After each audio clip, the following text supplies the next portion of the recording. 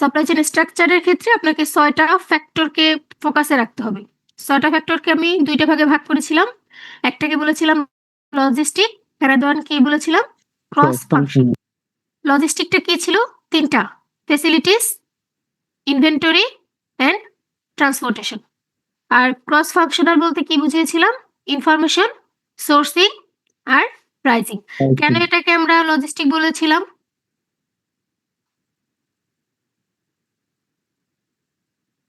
কেন বলেছিলাম এটা?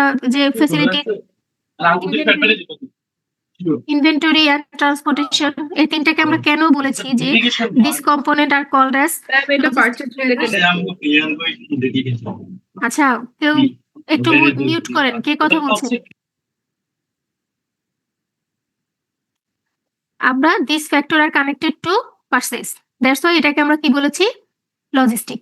আর ক্রস ফাংশনালটা কেন এগুলো ক্রস ফাংশনাল বললাম? কারণ কোনো একটা স্পেসিফিক, হ্যাঁ, মানে পুরো একটা স্পেসিফিক ডিপার্টমেন্ট এটার সাথে কানেক্টেড না। আপনি প্রতিটা ডিপার্টমেন্ট থেকে আপনাকে কি করতে হবে? ইনফরমেশন কালেক্ট করতে হবে। প্রাইজিং এর ক্ষেত্রে দেখতে হবে অন্য কোনো ডিপার্টমেন্ট কোনো স্ট্র্যাটেজি ফলো করছে কিনা। সেম ভাবে সোর্সিং এর ক্ষেত্রে দেখতে হবে তাদের যে ডিপার্টমেন্ট সোর্সিং এর রেসপন্সিবিলিটি নিবে বা যার সোর্সিং দরকার সে কোনো আলাদা সাপ্লাইয়ের সাথে বাউন্ডেড আছে কিনা যে তার থেকেই সে সাপ্লাই করছে। তার মানে আপনাকে মাল্টিপল ফাংশন, মানে মাল্টিপল ডিপার্টমেন্টের সাথে কানেক্টেড, দ্যাটস ওয়াই এই তিনটাকে আমরা কি বলি? Cross functional drivers.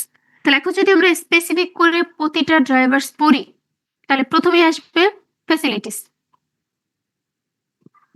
বলেন ফ্যাসিলিটিস কি? এখানে ফ্যাসিলিটিস কি আপনাদের সুবিধা অসুবিধা? ও ম্যাম, এখানে ফ্যাসিলিটিস কি? প্লেস। সাপ্লাই চেইনের ফ্যাসিলিটিস বলতে আপনাকে অলওয়েজ মনে রাখতে হবে এটা হচ্ছে প্লেস, যেখানে আপনার হয়তো প্রোডাকশন হবে, অথবা আপনি যখন আপনার র ম্যাটেরিয়ালস, অথবা আপনি কি বলে সেমি প্রোডাক্ট, অথবা আপনি ফাইনাল প্রোডাক্ট স্টোরেজ করবেন, যেটাকে আমরা বলি স্টোরেজ সাইট।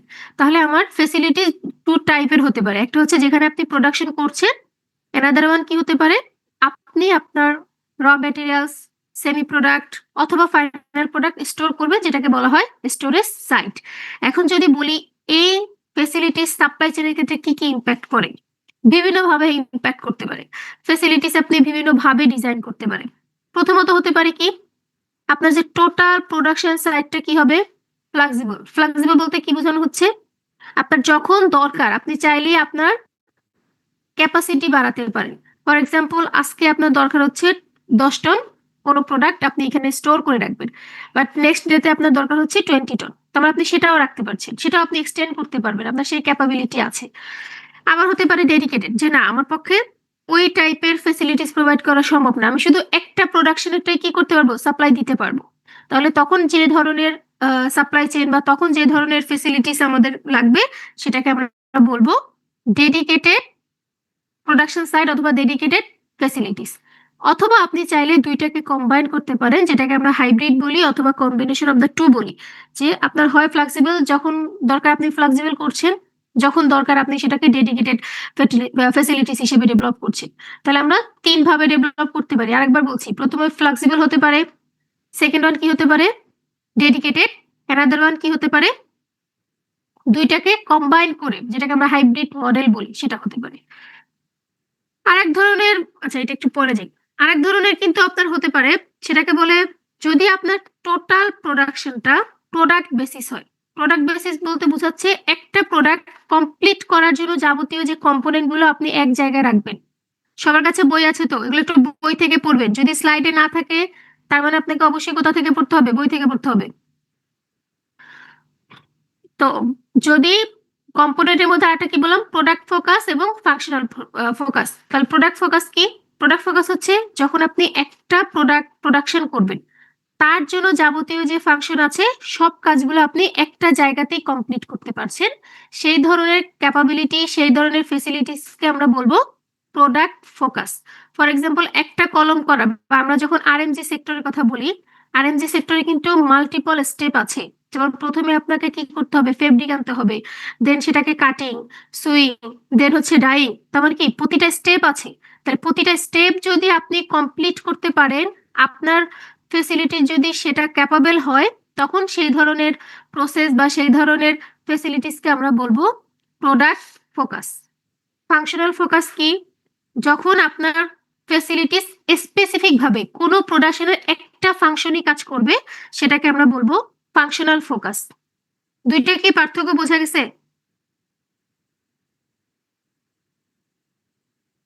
ম্যাম ফাংশনাল ফোকাসটা আরেকবার একটু বলে ভালো হতো। ফাংশনাল ফোকাসটা হচ্ছে যখন ধরেন আমি যেমন আরএমজি সেক্টরটা বললাম, কয়টা ধাপ আছে? প্রথমে বললাম ফেব্রিক, সেকেন্ড ওয়ান কি বললাম? ডাইং, সুইং, মানে যদি আমি স্টেপ অনুযায়ী বলি ডাইং, সুইং, দেন হচ্ছে আপনার ফেব্রিক মেকিং। তার মানে 4টা স্টেপের মধ্যে যদি আপনার ফেসিলিটিস একটা স্টেপ কমপ্লিট করে, শুধুমাত্র আপনি ফেব্রিকটা দেখেন, আপনি শুধু গার্মেন্টস ডেভেলপ করেন, অথবা আপনি শুধু সুইং এর কাজ করেন, তাহলে একটা ফাংশন ফোকাস করলেই হবে আপনার ফেসিলিটিসটা ফাংশনাল ফোকাস। আর যখন আপনি প্রতিটা ফাংশন ইন্ডিভিজুয়াল ভাবে একটা প্রোডাক্টের কমপ্লিট করবেন, তখন আপনারটা হয়ে যাবে প্রোডাক্ট ফোকাস। আই থিঙ্ক আপনারা বুঝতে পেরেছেন। আর একটা এক্সাম্পল কেউ দেন? কারো কাছে আছে এক্সট্রা এক্সাম্পল?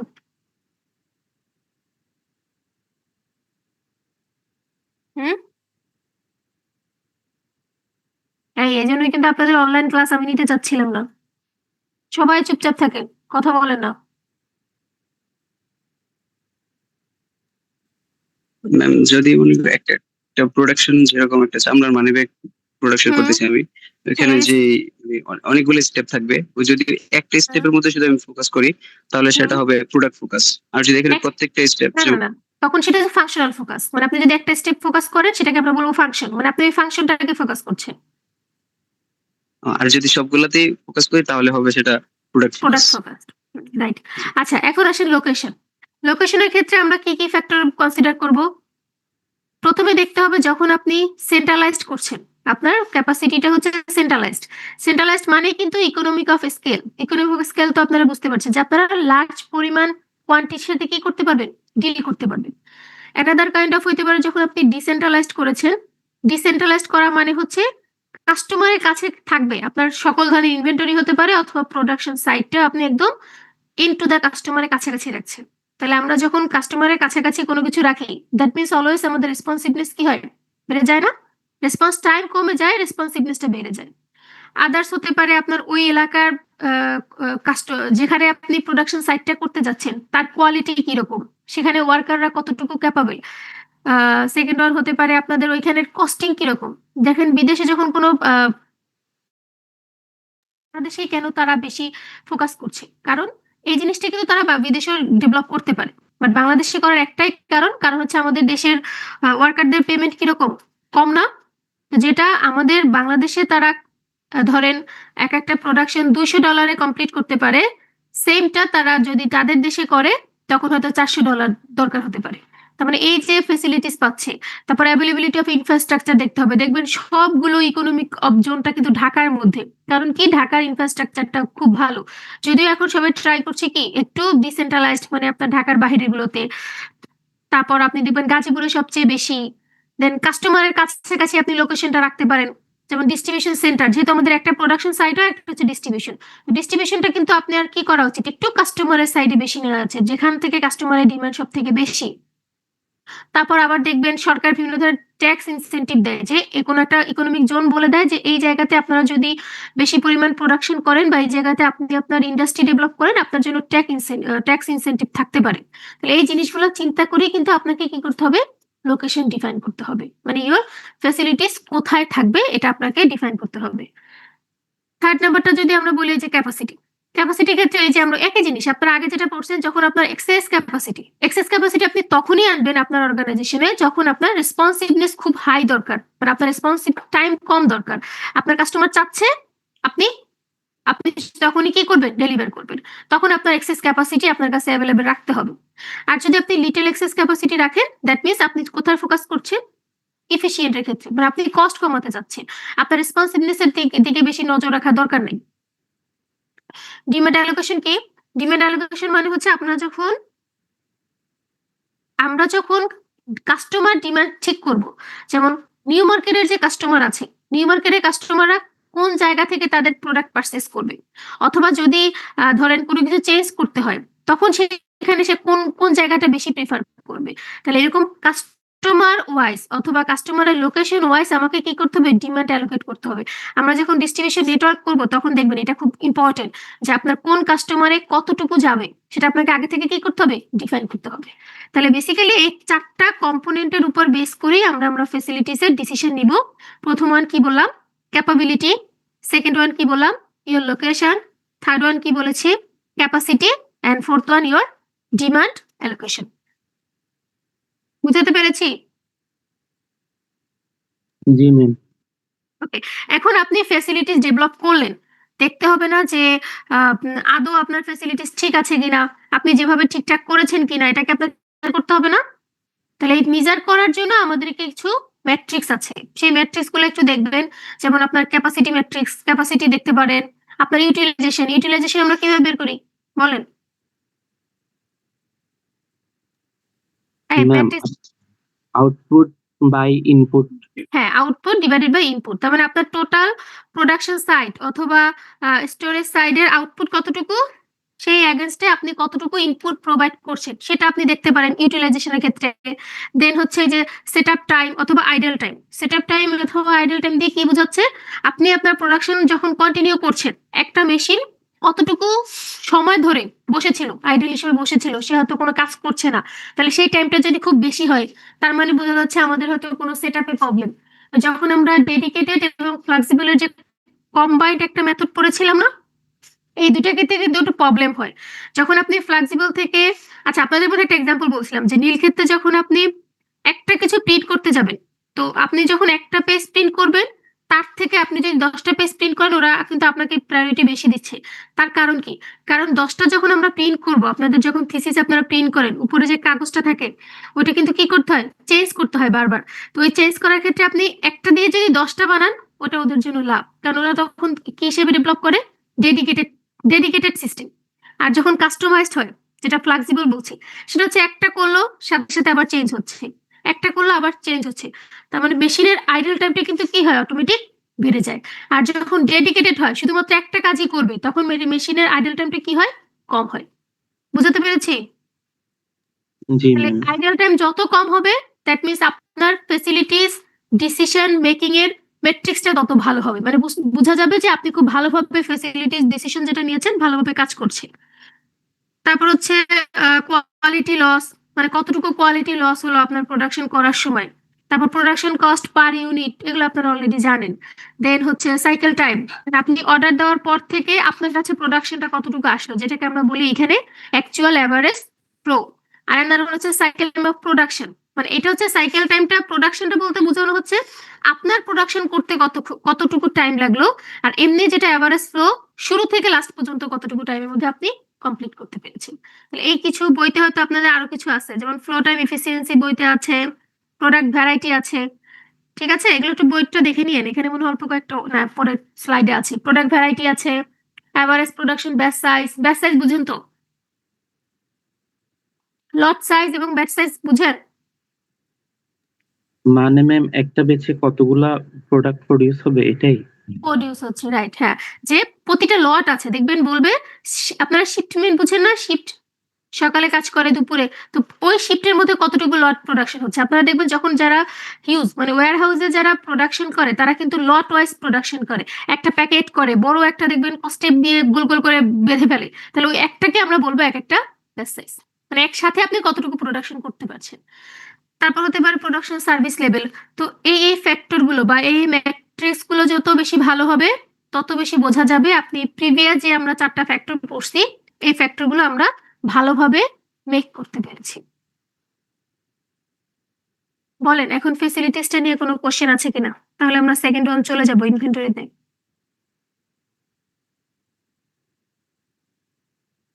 এগুলো কিন্তু ক্লাসে আর পড়ানো হবে না বাবা, যদি প্রবলেম থাকে এখনই একটু বলেন যে ম্যাডাম বুঝতে পারিনি কোন টপিকটা বা কোন লাইনটা। আপনাদের কাছে সবার কাছে আই থিঙ্ক বই আছে, বই থেকে দেখে হলেও বলেন, যদি স্লাইডে সব টপিক না থাকে। বই পড়তে হবে, কিন্তু স্লাইড থেকে কিন্তু কোশ্চেন লিখলে হবে না। ম্যাম, একটা প্রবলেম ছিল এখানে যে রিলেটেড ম্যাট্রিক্স এর হ্যাঁ, মধ্যে একটা কথা ছিল সাইকেল টাইম আর লিড টাইমের মধ্যে কি বেশি কোনো পার্থক্য আছে? না কাছাকাছি একই তো জিনিস, জি। মানে একই ধরেন সাইকেল টাইম এবং লিড টাইম, আপনি অপারেশন ম্যানেজমেন্টে তো পড়েছেন, দুইটা কিন্তু কাছাকাছি। মানে একটা অর্ডার দেওয়ার পর আপনার কাছে আসার পর্যন্ত, মানে প্রোডাকশন ক্ষেত্রে, তাহলে এখন এটা প্রোডাকশনের ক্ষেত্রে হতে পারে। তো ওইটার যতটুকু টাইম লাগবে মানে তো সেটাই হচ্ছে আপনার সাইকেল। তো এটা একই জিনিস। আচ্ছা, তাহলে পরেরটাতে চলে যাচ্ছে, ইনভেন্টরি। ইনভেন্টরি কি বলেন, কাকে বলে কি আর বুঝাইতে হবে? 3 ধরনের ইনভেন্টরি থাকতে পারে। বলেন কয় ধরনের ইনভেন্টরি? 3 ধরনের। কি কি? Raw material, work in process আর ফিনিশ গুডস। ফিনিশড গুড, যেটাকে আমরা যে সেমি প্রোডাক্ট বলি, এটাই হচ্ছে ওয়ার্ক ইন প্রসেস। তার মানে 3 ধরনের ইনভেন্টরি আপনার অর্গানাইজেশন কিন্তু থাকতে হবে। আদারওয়াইজ কিন্তু যখন আপনি ম্যানুফ্যাকচার হিসেবে কাজ করছেন, তখন আপনার কিন্তু অনেকগুলো এই 3টা রাখতে হবে, এবং এই 3টা রাখার ক্ষেত্রে প্লেসমেন্টটাও কিন্তু খুব ইম্পর্টেন্ট। তাহলে আপনি কি 3টা যদি আপনি ব্যালেন্স করতে না পারেন, তখন কিন্তু আপনার সাপ্লাই এবং ডিমান্ডের সাথে কি হবে, একটা ম্যাচিং হবে না, ওখানে কিন্তু আপনার মিসম্যাচ হয়ে যাবে। দেন আপনি এটার মাধ্যমে কিন্তু ইকোনমিক অফ স্কেলটা ডিফাইন করতে পারেন। আমরা কিন্তু পড়েছিলাম যে যখন ট্রান্সপোর্টেশন কস্ট আসবে, ট্রান্সপোর্টেশনে যখন আপনি খুব বেশি পরিমাণ ইনভেন্টরি নিয়ে আসবেন, তখন কিন্তু আপনার প্রাইসটা অটোমেটিক কি হয়, ট্রান্সপোর্টেশন কস্টটা কমে যাবে না? অবশ্যই যাবে। এর সাথে সাথে কিন্তু আপনি আবার হোল্ডিং কস্ট বেড়ে যাচ্ছে। বেড়ে যাচ্ছে কিনা বলেন? জি ম্যাম, বেড়ে যাচ্ছে, যে আপনি যত বেশি পারচেস করছেন, তত বেশি এই যে 3 টাইপের আমরা ইনভেন্টরি পড়ছি, সেগুলো কিন্তু আপনার কাছে রাখতে হচ্ছে। তাহলে এই জিনিসগুলো আপনাকে একটু মাথায় রেখে ইনভেন্টরি গুলো খেয়াল রাখতে হবে। তো যখন আমরা ইনভেন্টরি পড়বো, এই যে ট্রেড আপ বলতে কিন্তু এই জিনিসগুলোই বলা হচ্ছে, যে আমরা যখন ইনভেন্টরি বেশি নিয়ে আসবো, বেশি আনা মানে হচ্ছে আমার ইকোনমি অফ স্কেল হবে। এখন তো আমি ড্র করতে পারছি না। আপনারা যখন ইকোনমি অফ স্কেল মানে কি, যে কোনো একটা সময়ে এটা কিন্তু আস্তে আস্তে কি হয়, কমে যায়। আপনার টোটাল ট্রান্সপোর্টেশন কস্ট কি হয়ে যাবে, কমে যাবে। নাম্বার অফ প্রোডাক্ট বা নাম্বার অফ ফেসিলিটিস কস্ট বা নাম্বার অফ ইনভেন্টরি যখন আপনি বাড়াচ্ছেন, টোটাল ট্রান্সপোর্টেশন কস্ট সেম থাকলেও এভারেজ ট্রান্সপোর্টেশন কস্ট আপনার কি হয়ে যায়, কমে যায়।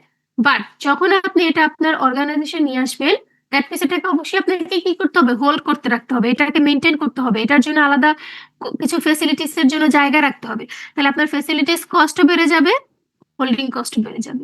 তাহলে এই যে একটা ডিসিশন আপনাকে এটা ডিসিশনের মধ্যে রাখতে হবে, মানে যেটাকে আমরা বলি স্পেকট্রাম।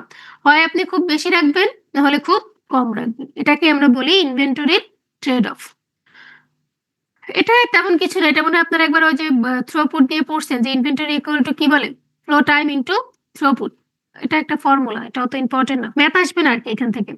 ওকে, সো কম্পোনেন্ট গুলো যদি আমি বলি ইনভেন্টরি ডিসিশনের ক্ষেত্রে, প্রথম কম্পোনেন্ট হচ্ছে সাইকেল ইনভেন্টরি। সাইকেল ইনভেন্টরি কি, কে বলবেন, বলেন। সাইকেল ইনভেন্টরি শুনেছেন? এটা কিন্তু আমি ক্লাসে বলছিলাম যে যখন আমরা নর্মাল প্রোডাকশন করব, কোনো একটা স্পেসিফিক লেভেলে গিয়ে, ফর এক্সাম্পল আমরা আগামী 1 মাসের প্রোডাকশন করছি, ধরেন আমার মাসের লাস্ট উইকের কোনো একটা সপ্তাহে অটোমেটিক আপনার কাছে কি চলে আসবে, ইনভেন্টরি চলে আসবে। আপনি সেই অনুযায়ী অর্ডার প্লেসমেন্ট করে আসবেন, যে প্রতি মাসের আমি খুব বেশি আমার কাছে রাখবো না, আমার কাছে বেশি ইনভেন্টরি রাখবো না। তার মানে প্রতি মাসের শেষ উইকে, লাস্ট উইকে আপনার কাছে অটোমেটিক কি চলে আসবে, ইনভেন্টরি আসবে। এবং এই ইনভেন্টরি দিয়ে আপনি নেক্সট ওয়ান মান্থ চালাবেন। আবার যখন পরবর্তী মাসের লাস্ট উইকে আপনার কাছে আবার ইনভেন্টরি চলে আসবে। তাহলে এই যে একটা ফ্লো, এই যে একটা সাইকেল, কোন একটা আপনি টাইমে ডিফাইন করে রেখেছেন, সেটা কি বলে, সাইকেল ইনভেন্টরি। মানে আপনার ডে টু ডে কাজ করার জন্য যে ইনভেন্টরিটা দরকার, সেটাই হচ্ছে সাইকেল ইনভেন্টরি। সেফটি ইনভেন্টরি কি, সেফটি ইনভেন্টরি হচ্ছে আপনার মনে হচ্ছে মাঝে মাঝে আপনার এক্সেস ডিমান্ড হতে পারে। কখন এক্সেস ডিমান্ড হয়, যেমন আমরা বলেছিলাম গ্রীষ্মকালে আমার কি ডিমান্ড বেশি হয়, আইসক্রিমেরটা বেশি আসে, তার মানে আপনি তখন একটু বেশি স্টক করে রাখতে পারেন। এই টাইপের যেগুলো আছে সেফটি ডিমান্ড, মানে আপনি মনে করছেন আগামী নেক্সট 1 মান্থ আপনার কাছে কিছু এক্সট্রা ডিমান্ড আসতে পারে, এরকম কোনো সম্ভাবনা আছে, অ্যান্টিসিপেট করছেন। তার মানে ওই ধরনের ইনভেন্টরি গুলোকে আমরা বলবো সেফটি ইনভেন্টরি। দেন যদি আবার বলি সিজনাল, সিজনাল মানে কি বলি, কখনো কখনো কিন্তু কি বলা যায়, ওই যে মাত্র আইসক্রিমে যেটা বলেছি ওইটা সেফটি না হলেও সিজনালটা আপনি সেফটি বলতে পারেন। যেমন শীতকালে আমাদের কম্বলের চাহিদা বেড়ে যায়, দেন গ্রীষ্মকালে আমাদের এসির চাহিদা বেড়ে যায়। তার মানে কিছু প্রোডাক্ট আছে সেগুলো হচ্ছে সিজনাল ওয়াইজ, সেগুলোতে সিজনাল। আর সেফটিটাও এরকম হইতে পারে যে এখন যেমন ধরেন একটু আপনার নেক্সট 1 মান্থের মধ্যে মনে হচ্ছে আপনার বেড়ে যাচ্ছে, কোনো একটা ডিমান্ড হুট করে বেড়ে যাচ্ছে, তখন সেটার জন্য আপনি যেটা রাখবেন সেটা হচ্ছে সেফটি। আর সিজনালটা হচ্ছে যখন সিজনাল ওয়াইজ কোনো কিছু বেড়ে যাবে তখন সেটাকে আমরা বলবো সিজনাল ইনভেন্টরি। অ্যান্ড আরেকটা মেট্রিক্স আছে বা আরেকটা কম্পোনেন্ট আছে যেটাকে আমরা বলবো লেভেল অফ প্রোডাক্ট অ্যাভেলেবিলিটি। মানে প্রোডাক্ট অ্যাভেলেবিলিটি আপনাকে নিশ্চিত করতে হবে যে কিভাবে নিশ্চিত করবেন যে আপনার যখন দরকার, যে রেসপন্স টাইমের যে বিষয়টা, যখন ডিমান্ড আসতেছে ডিমান্ডের সাথে সাথে আপনার অ্যাভেলেবেল ইনভেন্টরি আছে কিনা সেটাকে কিন্তু আপনাকে একটু ব্যালেন্স করতে হবে। এটাই হচ্ছে লেভেল অফ প্রোডাক্ট অ্যাভেলেবিলিটি। তো এখানে যখনই আপনি ব্যালেন্স করবেন তখনই কিন্তু আপনাকে ট্রেড অফ করতে হবে। ট্রেড অফ করবেন কার সাথে? ওই একই জিনিস রেসপন্সিভনেস এর সাথে, যেটাকে এখানে বলছে কাস্টমার সার্ভিস, আর একটা হচ্ছে কিসের সাথে? কস্টের সাথে। ক্লিয়ার? তাহলে ইনভেন্টরির ক্ষেত্রেও আমরা চারটা জিনিসকে ফোকাস রাখবো। একটা হচ্ছে আপনার সাইকেল ইনভেন্টরি, সেকেন্ড ওয়ান হচ্ছে আপনার সেফটি ইনভেন্টরি, থার্ড ওয়ান হচ্ছে seasonal and level of product availability. আমি কি বোঝাতে পেরেছি এটা? জি ম্যাম। ওকে। সো সেম ভাবে আপনি যখন ইনভেন্টরি ডিসিশন নিলেন যে আপনি খুবই রেসপন্সিভনেস হবেন অথবা আপনি খুবই এফিশিয়েন্ট হবে, যে ডিসিশন আপনি নেন না কেন সেটাকে কিন্তু আপনার কি করতে হবে? পারফরমেন্স মেজার করতে হবে। তাহলে পারফরমেন্স মেজারমেন্টের ক্ষেত্রে প্রথমেই আছে সাইকেল।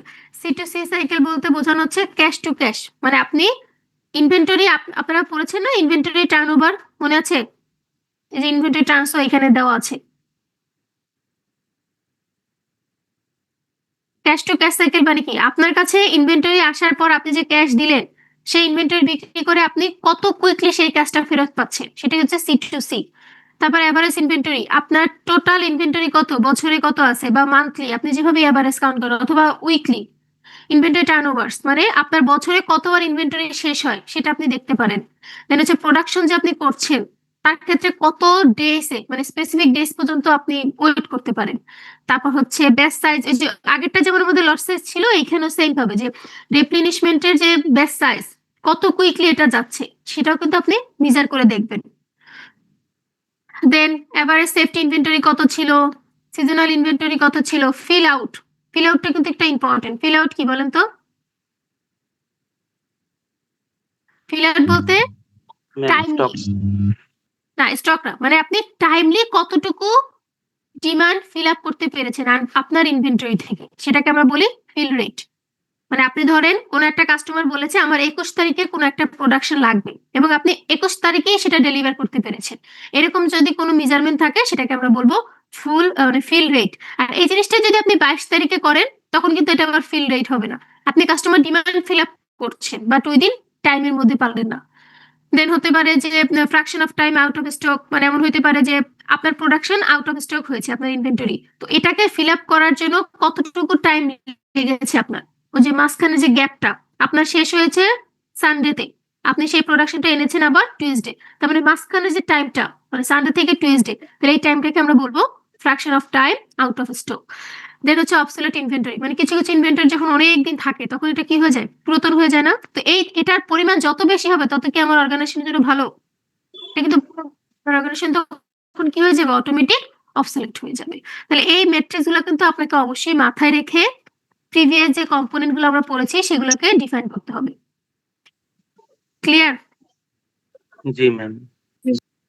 এগুলো আসলে কি সবই থিওরিটিক্যাল, আপনারা যখন প্র্যাকটিক্যাল করবেন তখন এগুলো একটু বুঝতে পারবেন যে কোনগুলো কাজে লাগতেছে কোনগুলো লাগতেছে না। এখন আসেন ট্রান্সপোর্টেশন। ট্রান্সপোর্টেশনের ক্ষেত্রে সেম ভাবে আমাদের ওই আগের মতো দুইটা জিনিসই মাথায় রাখতে হবে, রেসপন্সিভনেস এবং এফিসিয়েন্সি। তো এগুলো একটু নিজেরা পড়বেন, রোলগুলো কি কি কিভাবে ব্যালেন্স করে। এটার ক্ষেত্রেও কিন্তু আপনার ট্রেড অফ আছে। কি ট্রেড অফ আছে বলেন তো? রেসপন্সিভনেস এর ক্ষেত্রে যদি আমি ট্রেড অফ বলি, ট্রান্সপোর্টেশনের কি কি ট্রেড অফ আছে? ইনভেন্টরির মতোই না? ট্রান্সপোর্টেশন কস্ট কমানোই মানে আপনাকে কি করতে হবে, বেশি পরিমাণ র মেটেরিয়ালস হোক, ওয়ার্ক ইন প্রসেস হোক, ফাইনাল প্রোডাক্ট হোক, বেশি পরিমাণ নিয়ে আসতে হবে।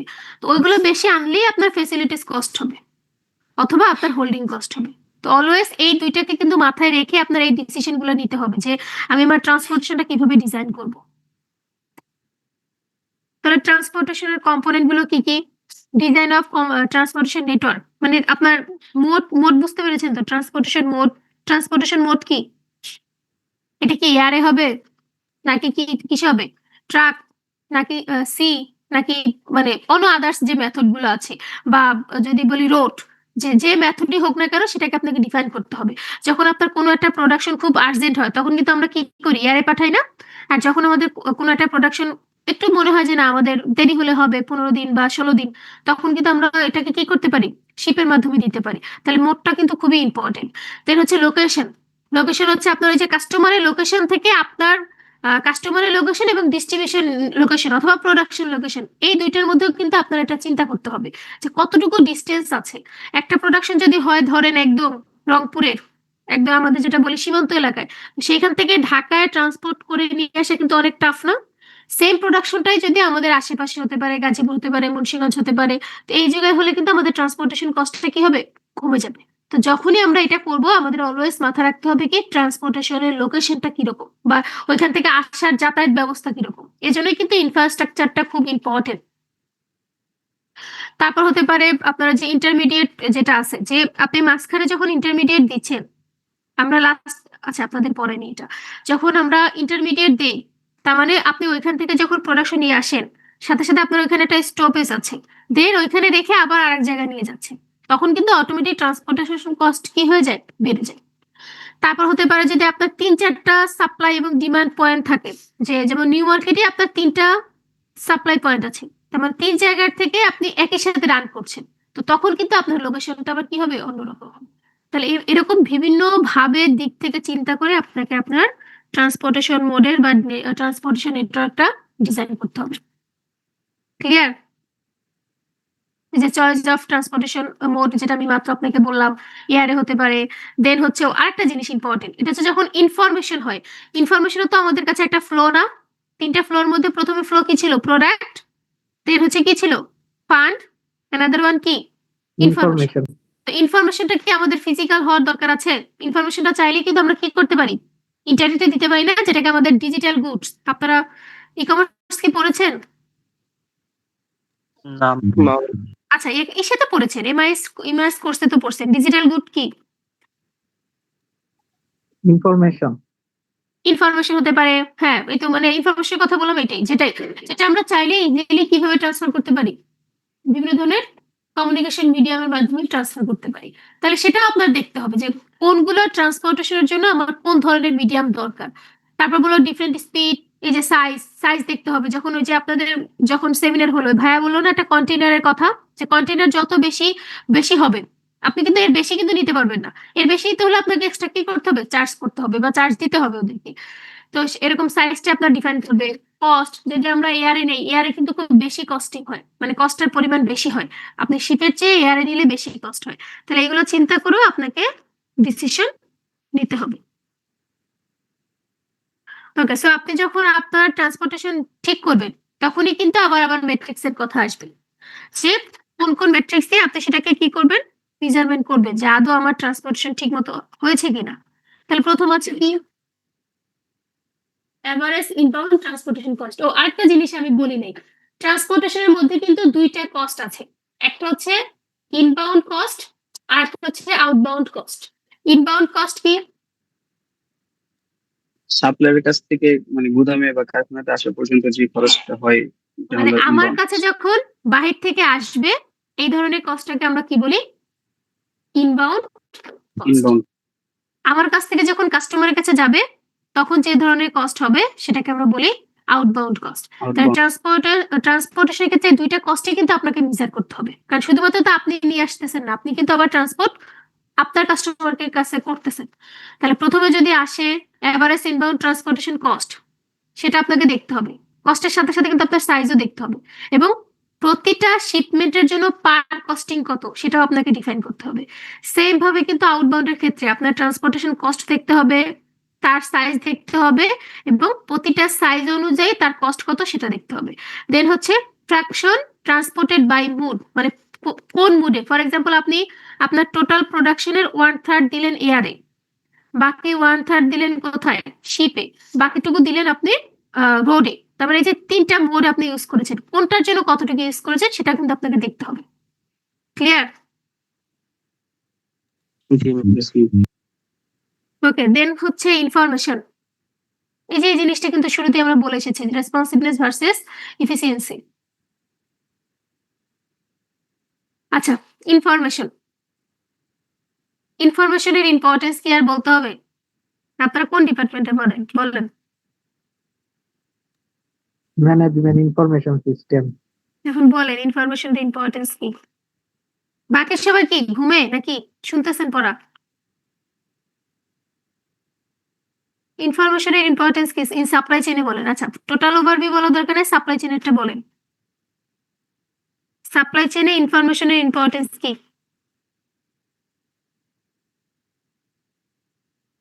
হ্যাঁ, এই কথা কিন্তু ক্লাসে বলা হয়েছিল। কি ইফেক্ট হয়? ম্যাম বেসিক্যালি ইনফরমেশন যেহেতু ফ্লো হিসেবে যাচ্ছে, কারণ হচ্ছে আমাদের কাস্টমার থেকে ফিডব্যাক আসতেছে, ওইটাকে আমার সাপ্লায়ার কাছে জানাতে হবে যে আমার এটা ম্যাটেরিয়ালে হয়তো সমস্যা আছে, তাহলে হচ্ছে গিয়ে এই ইনফরমেশনটা কি হচ্ছে আমাদের সাপ্লায়ার থেকে প্রত্যেকটা স্টেজে ইউজ হচ্ছে।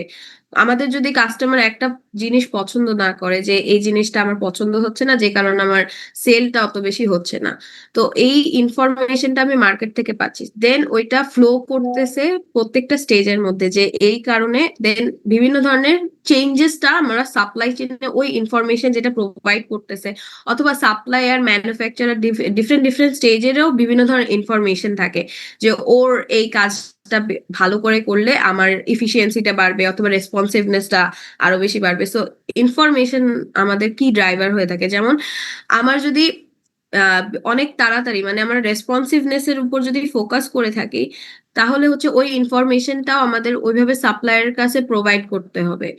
আর এফিসিয়েন্সির জন্য সেম গোস ফর ইট। এটা যেটা একটা ইফেক্ট বলছিলাম না, কি ইফেক্ট হয় সেই ইফেক্টটার নাম কি? Big effect. হ্যাঁ, যে বুলুইফ ইফেক্ট। মানে এটার মেইন ইনফরমেশনটার মেইন ইম্পর্টেন্স যখন সাপ্লাই চেইনে আসবে এই ওয়ার্ডটাই চলে আসবে, যে কোঅর্ডিনেশন। তো কোঅর্ডিনেশন যখন আপনার অ্যাপ্রোপ্রিয়েটলি না হবে, দ্যাট মিনস ওইখানেই আপনার বুলুইফ ইফেক্ট হবে। বুঝতে পেরেছি? তাহলে আপনি যখনই ইনফরমেশনের প্ল্যান করবেন, ইনফরমেশনটা কিভাবে ডিজাইন করবেন, তখনই প্রথম আসবে দেখেন যে ডিমান্ড প্ল্যান। আপনি তো মাত্র বললেন যে ফিডব্যাক আসতেছে, তো ফিডব্যাকের ক্ষেত্রে কিন্তু ডিমান্ডও চলে আসবে। ডিমান্ড বুঝতে পেরেছেন? ডিমান্ড কোনটা? যে আমরা যখন বলেছি সাপ্লাই চেইন স্টার্ট হবে কি দিয়ে? ডিমান্ড প্ল্যানিং দিয়ে। যে আপনার অর্গানাইজেশন প্রথমে কি করে? মার্কেট ইভ্যালুয়েশন করবে যে ইন ফিউচার এটা পুল হতে পারে, পুল পুষবে, যেটাই আমরা কনসিডার করি না কেন, যে যদি আমরা এন্টিসিপেট করি আমাদের কাছে কতটুকু প্রোডাকশন হতে পারে নেক্সট 1 ইয়ার্স এর মধ্যে আমার প্রোডাক্টের ডিমান্ড কতটুকু, এটা কিন্তু আপনাকে আগে থেকে ফিউচার প্রেডিক্ট করতে হবে। তাহলে এই যাবতীয় ক্ষেত্রে কিন্তু আপনার ইনফরমেশনটা ইম্পর্টেন্ট। এটা ডিমান্ড প্ল্যানিং এর ক্ষেত্রে, পুলপুষ ভিউ যেটাই বলো না কেন, সবকিছুর ক্ষেত্রে আপনার লাগবে।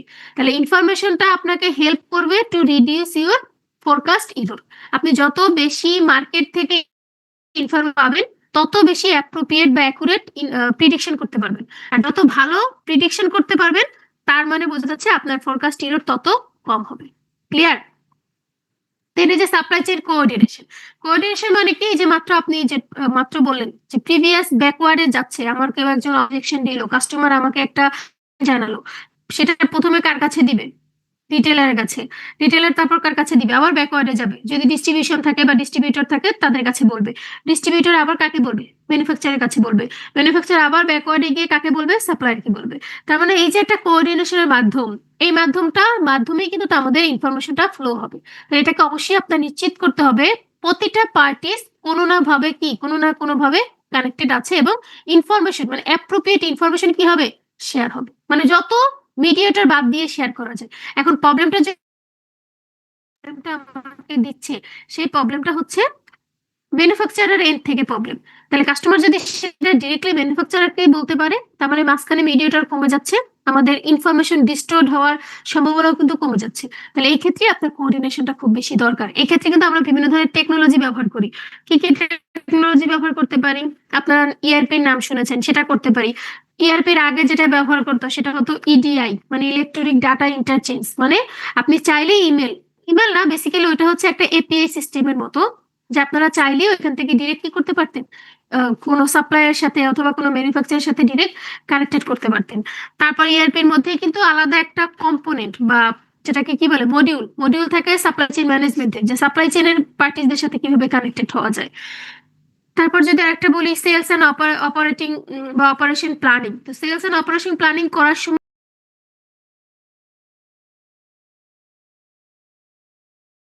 সরি ট্রান্সপোর্টেশনের ক্ষেত্রে বলেছি এয়ারে হইতে পারে। তাহলে এই যে ডিসিশন গুলো আপনি নিতে পারবেন, এই ডিসিশন গুলো আপনি কিভাবে নেবেন? যখন আপনি ইনফরমেশন জানবেন যে হ্যাঁ আপনি এয়ারে কখন নিচ্ছেন, যখন আপনার খুবই আর্জেন্ট থাকবে তখন আপনি এয়ারে ডেলিভার করছেন। তাহলে এই যে আর্জেন্সি মানে যেটাকে আমরা আর্জেন্সি বলি, আর্জেন্সিটা বুঝবেনই আপনি ইনফরমেশনের মাধ্যমে। সো যাই করি না কেন আমাকে অবশ্যই কি করতে হবে? ইনফরমেশন অ্যাপ্রোপ্রিয়েট, রিলিভেন্ট, রিলায়েবল এবং উইদিন টাইমে কি করতে হবে? শেয়ার করতে হবে। তাহলে আপনি যখনই শেয়ার করছেন আপনার অবশ্যই আবার ম্যাট্রিক্স দরকার। তাহলে প্রথম হচ্ছে ফোরকাস্ট হরিজন, কত বছরেরটা করতেছেন। আমরা খুব বেশি 4 থেকে 5 বছরের ইনফরমেশন একটু প্রিডিক্ট করতে পারি এক্সিস্টিং ইনফরমেশন থেকে, খুব বেশি কিন্তু আমরা পারি না। যখনই আপনি ফোরকাস্টিংটা লং টাইম হবে তখনই দেখবেন ফোরকাস্ট ইররটা বেশি হবে। তারপর হচ্ছে ইনফরমেশন কত কুইকলি আপডেট হচ্ছে, যেমন প্রাইসেরটা কিন্তু আপনি আজকে ইনফরমেশন দিলেন 3 দিন পরে কিন্তু এটা কি হতে পারে? আপডেট হতে পারে। তার মানে যত বেশি আপডেট হচ্ছে তখন কিন্তু ইনফরমেশনটা ডিস্টোর্ট হওয়ার সম্ভাবনাও বেশি আসবে। তারপর কারণ আমরা যদি অ্যাপ্রোপ্রিয়েট ইনফরমেশন না পাই তখনই আমার অ্যাকচুয়াল এবং প্রিডিক্টেড যে ফোরকাস্টের সাথে কি হবে? ডিফারেন্সটা খুব বেশি হয়ে যাবে। দেন আপনি যে প্ল্যান করেছেন সেই প্ল্যান থেকে ভেরিয়েশন কতটুকু হচ্ছে, ভেরিয়েন্স যেটাকে আমরা বলি, মানে স্ট্যান্ডার্ড ডেভিয়েশন। আমরা প্ল্যান করেছি এ প্ল্যান করছি, এখন এ প্ল্যান থেকে আমাকে ফলো করতেছে বি প্ল্যান, তাহলে বি প্ল্যান থেকে এ প্ল্যানের ডিফারেন্স কতটুকু সেটা বের করতে হবে। দেন হচ্ছে আপনি প্ল্যান করলেন আপনার ডিমান্ড হবে 10 ইউনিট, কিন্তু আপনি অর্ডারের ক্ষেত্রে দেখলেন 8 ইউনিট হয়েছে, তার মানে দুইটার মধ্যে গ্যাপ আছে। কিন্তু এই রেশিওটা আপনাকে দেখতে হবে যে ডিমান্ড ভেরিয়েবিলিটি বা ভেরিয়েবিলিটি, সেকেন্ড ওয়ান হচ্ছে অর্ডার ভেরিয়েবিলিটি, যে কতটুকু পার্থক্য আছে। বুঝাতে পেরেছি? এই কয়টা জিনিস কিন্তু আপনাকে অবশ্যই মেনটেন করে আপনার ইনফরমেশনটা মেজার করতে হবে। দেন যদি আসেন সোর্সিং এ, সোর্সিং এবং পারচেজ বা প্রকিউরমেন্টের মধ্যে কিন্তু পার্থক্য বলেছিলাম। পার্থক্য কি কি বলেন? সোর্সিং এবং প্রকিউরমেন্ট পার্থক্য কি কি? প্রকিউরমেন্ট শুধু ক্রয়ের সাথে সম্পর্কিত, আর ম্যাম আর কি প্রকিউরমেন্ট একটা পার্ট বলা যায় সোর্সিং। না মানে সোর্সিং এর একটা পার্ট বলা যায় প্রকিউরমেন্ট কি। প্রকিউরমেন্ট হচ্ছে শুধুমাত্র পারচেজ এবং বাইং, আর সোর্সিং হচ্ছে এই যে পারচেজ বাইং এর যাবতীয় যে প্রসেস, যেটা স্টার্ট করা থেকে শুরু করে, মানে একটা অর্ডার ইনিশিয়েটিভ থেকে শুরু করে অর্ডার পারচেজ পর্যন্ত যাবতীয় অনেকগুলো ফাংশন আছে, এই ফাংশনগুলোকে আমরা বলবো সোর্সিং। তাহলে আপনি অর্গানাইজেশনে তখনই সোর্সিং করার স্টার্ট শুরু করবে যখন আপনার অর্ডার ইনিশিয়েট হবে। তাহলে সোর্সিং কিন্তু খুব ইম্পর্টেন্ট। তাহলে এই সোর্সিংটা আপনি কি করতে পারেন? উইদিন কান্ট্রি করতে পারেন অথবা আউটসাইড দ্য কান্ট্রি করতে পারি। তাহলে উইদিন কান্ট্রি যদি করি, উইদিন কান্ট্রির মধ্যে সোর্সিং আপনি নিজ প্রোডাকশন করতে পারেন অথবা আপনার আশেপাশে যারা আছে তাদেরকে দিয়ে পারচেজ করতে পারেন। আর যদি আমি দেশের বাহির থেকে করি, যেটাকে আমরা আউটসোর্সিং বলি, আউটসোর্সিং বলতে কি বোঝায়? এটার ক্যারেক্টার কি নাম আছে বলেন তো? অফশোরিং, মানে দেশের বাহির থেকে পারচেজ করা মানে সেটাকে আমরা কি বলবো? অফশোরিং। তো আমরা আউটসোর্সিং কিন্তু দেশের মধ্যেও করতে পারি, বাট দেশের বাইরে যদি আমি করি দ্যাট মিনস এটাকে হয়ে যাবে অফশোরিং। তাহলে আমরা ইন হাউস করতে পারি, যেটাকে আপনারা মেক বাই ডিসিশন পড়েছেন কখনো, যে আমরা কি এটা পারচেজ করব নাকি বাই করব। তো এই ডিসিশন গুলো কিন্তু আপনারা এখানেই নিতে হবে, যে আমি প্রোডাকশন, আমার যে সাপ্লাই দরকার, অনেক অনেক কোম্পানি কি আছে যেটা হিউজ পরিমাণ দরকার হয় সেটাই কিন্তু সাথে সাথে সে কি করে ওইটার একটা প্ল্যান দিয়ে দেয় যে এটা আমার দরকার হচ্ছে, আমি ইনহেরেন্ট এটা কি করব, নিজে নিজে ইন্টারনাল এটা ডিমান্ড ফিল আপ করে ফেলবো। তাহলে এই জিনিসগুলো অবশ্যই আপনাকে খেয়াল রাখতে হবে। সেকেন্ড ওয়ান হচ্ছে সাপ্লায়ার সিলেকশন। আপনাকে সাপ্লায়ার সিলেক্ট করতে হবে। সাপ্লায়ার ক্ষেত্রে দেখবেন এখনকার খুব মোস্ট ইম্পর্টেন্ট হচ্ছে গ্রিন সাপ্লাই চেইন। দেন হচ্ছে ওই সাপ্লাই চেইনের জন্য বিভিন্ন ধরনের ক্রাইটেরিয়া আছে, অথবা তারা যে ম্যাট্রিক্স গুলো আছে আপনার গভর্নমেন্ট থেকে ওরা দেয়, ই প্রকিউরমেন্টের বিভিন্ন ধরনের ক্রাইটেরিয়া দেয় যে প্রতিটা সাপ্লায়ারকে এই ক্রাইটেরিয়া ফিল আপ করতে হবে, বা আপনার অর্গানাইজেশনের স্পেসিফিক করে ক্রাইটেরিয়া আছে। তো সেই ক্রাইটেরিয়া গুলো যদি যে সিলেক্ট করবে বা যে ফলো করবে, আপনার সেই ধরনের সাপ্লায়ারকে কি করতে হবে? সিলেক্ট করতে হবে। দেন প্রকিউরমেন্টের কি আছে? সেম ভাবে আমার প্রোডাক্ট পারচেজ করতে হবে এবং ওই পারচেজটা অবশ্যই কি এমন ভাবে করতে হবে যাতে আমার টোটাল সাপ্লাই চেইন সারপ্লাসটা কি হয়? ইনক্রিজ হয়, মানে যত কম খরচে পারচেজ করা যেতে পারে। বাট কম খরচে করতে গিয়ে আমাকে কোয়ালিটি অবশ্যই কি করতে হবে? এনশিওর করতে হবে। আমাকে কোয়ালিটি লস করা যাবে না, কোয়ালিটি অ্যাপ্রোপ্রিয়েট থাকবে, সাথে সাথে আমি কস্ট কমাবো যাতে আমার টোটাল সাপ্লাই চেইন সারপ্লাসটা বেড়ে যায়। তাহলে সোর্সিং এর ক্ষেত্রে আপনার প্রথম ডিসিশন নিতে হবে এটা কি ইন হাউস হবে নাকি আউট হাউস হবে বা আউটসোর্সিং হবে, যেটাকে আমরা আউটসোর্সিং অথবা অফশোরিং বলি। অ্যানাদার ওয়ান হচ্ছে আপনার সাপ্লায়ার সিলেকশন কিভাবে করবেন, আপনার কতজন সাপ্লায়ার থেকে আপনি কালেক্ট করছেন, তাদের ক্রাইটেরিয়ার ইভ্যালুয়েশন কি কি, দেন হচ্ছে তারা কোনো ম্যান্ডেটরি কোনো ক্রাইটেরিয়া ফিল আপ করছে কিনা, যদি আপনার অর্গানাইজেশন এরকম করে স্পেসিফিক করে বলা থাকে, দেন আপনি প্রকিউরমেন্ট করলেন। এবং প্রকিউরমেন্ট এমন ভাবে করতে হবে যাতে আমার হাই কোয়ালিটি রাখতে হবে, সাথে সাথে আমার কস্ট কি হবে, কম হবে, যাতে আমার অর্গানাইজেশনের সাপ্লাই সেল সারপ্লাসটা ইনক্রিজ হয়। তাহলে সোর্সিং ডিসিশনের কিছু ম্যাট্রিক্স আছে, যেমন days payable outstanding, average purchase price, তারপর রেঞ্জ অফ পারচেজ প্রাইস, মানে আপনি জানুয়ারি মাসে একটা প্রাইস কিনলেন, ডিসেম্বরে গিয়ে আরেকটা, তার মানে টোটাল রেঞ্জটা কত। তারপর হচ্ছে average purchase quantity, supply quality কিরকম, সাপ্লাই এর লিড টাইম কত, তারপর percentage of on time deliveries. On time deliveries মানে হচ্ছে আপনি কত কুইকলি ওইটা পাচ্ছেন। এটাই কিন্তু একটা ছিল, মনে আছে, অন টাইম ডেলিভারিজ এর আমরা আরেকটা পড়েছিলাম কি, যেটা আমার এন্ড থেকে আসবে, সেটাকে কি বলেছি, ফিল টাইম, মনে আছে? জি এই ম্যাম। কিছুক্ষণ আগে বললাম না একটা, এটা কি Fill ছিল? rate। Rate fill rate. হ্যাঁ, ফিল রেটটা ছিল আমি কত অ্যাপ্রোপ্রিয়েট ভাবে টাইমলি ডেলিভার দিতে পারছি। আর যখন সাপ্লায়ার আমাকে দিচ্ছে, সেটারও কিন্তু একটা রেশিও দেখতে হবে যে সাপ্লায়ার আমাকে অন টাইমে কতটুকু ডেলিভার দিতে পারছে। দেন হচ্ছে সাপ্লায়ারের রিলায়েবিলিটি দেখতে হবে যে সে কতটুকু অনেস্ট বা আমাকে অ্যাপ্রোপ্রিয়েট প্রোডাক্ট দিচ্ছে কিনা, সেটা আপনাকে মেজার করতে হবে।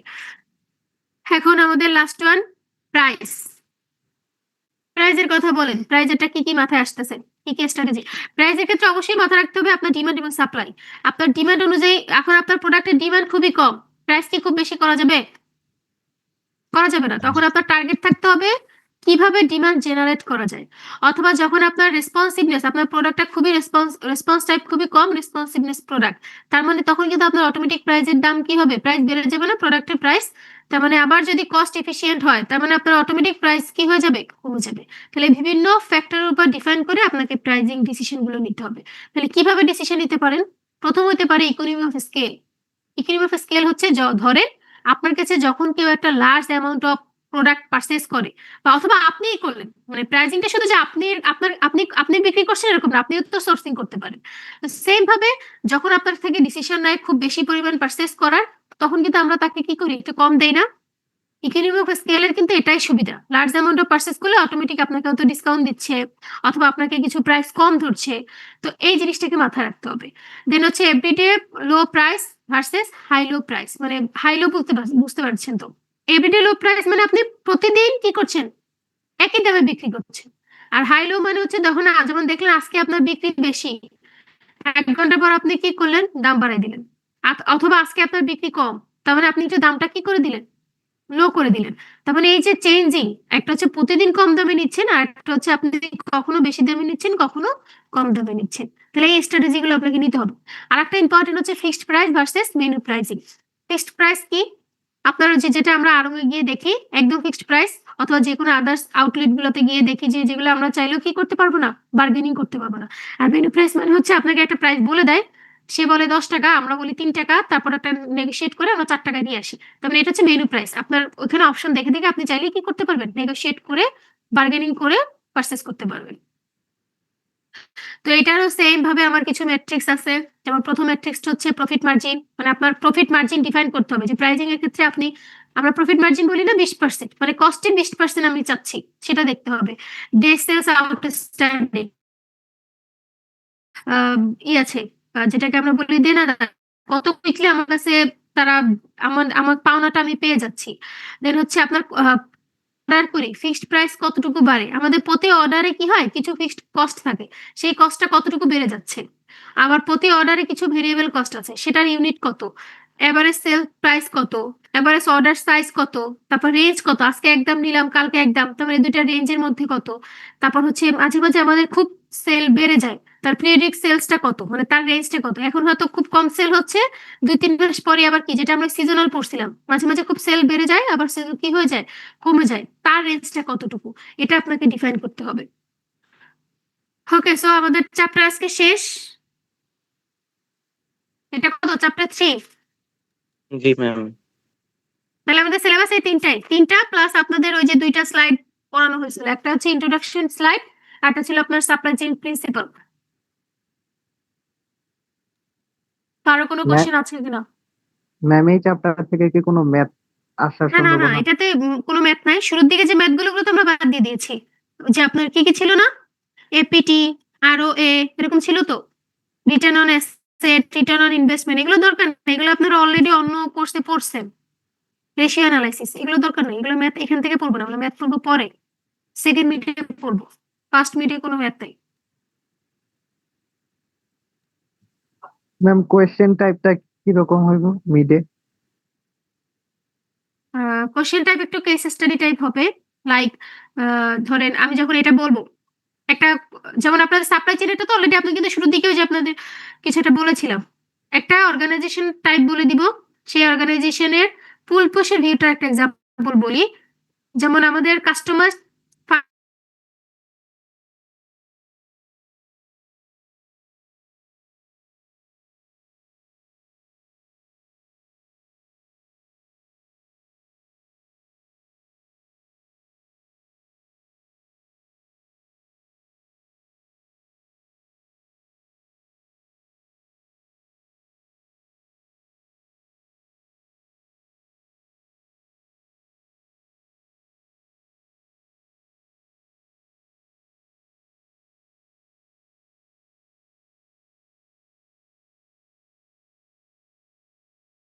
ম্যাম আমি হচ্ছে আনফরচুনেটলি আজকে 11টা বাজে জয়েন করেছি, আমি কি প্রেজেন্টটা পেতে পারি?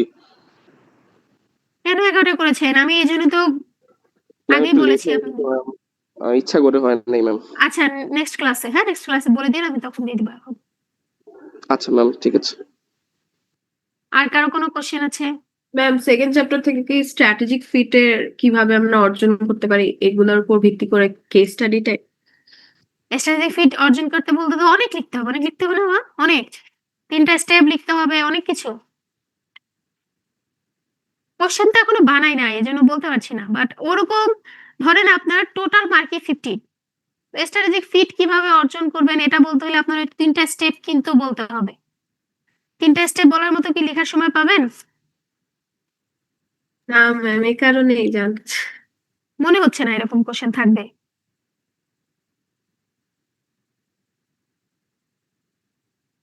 মানে এটা একটু চিন্তা করেন আপনারা যে স্ট্র্যাটেজিক ফিট যখন আমি বলবো যে how to achieve strategic fit, তখন কিন্তু আপনাকে 3টা স্টেপই বলতে হবে। এরকম আসার সম্ভাবনা কম আর কি। আপনি ওই যে ওই দিন টাইমের মধ্যে শেষ করতে পারবেন এরকমই আসবে।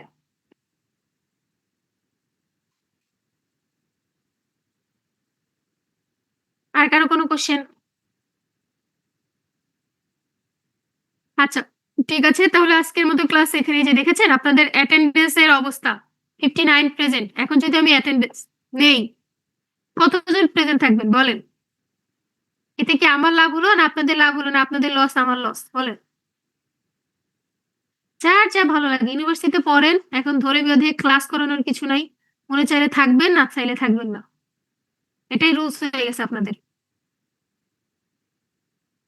তাও ভালো চলে গেছেন, গিয়ে একটু ঘুমাচ্ছেন, অন্য কাজে ইফেক্ট, যেটা আজকে আপনারা আসতে যাচ্ছিলেন না একটা ক্লাসের জন্য। কি আর বলবো আপনাদের। আল্লাহ হাফেজ, আজকে এতটুকুই। নেক্সট ক্লাসে কবে হবে আমি বলে দিব। আমাদের তো মঙ্গলবার দিন আছে ক্লাস, মঙ্গলবার আর বৃহস্পতিবার। আর ওইটা একটু মাথায় রেখেন, আপনাদের একটা ক্লাস থাকবে, একটা ক্লাস থাকলেও কিন্তু আসতে হবে। আমার সাথে তো ক্লাসগুলো সব সকাল সকাল। আমি তো মঙ্গলবার দিন আপনাদের এটা এক্সকিউজ করেছিলাম যে যেহেতু নিপা ম্যাডাম ক্লাস ক্যান্সেল হয়েছে ওই দিন আপনাদের আসতে হবে না। বাট আজকেও সেম জিনিস আপনাদের। ঠিক আছে, আল্লাহ হাফেজ। আসসালামু আলাইকুম। নমস্কার।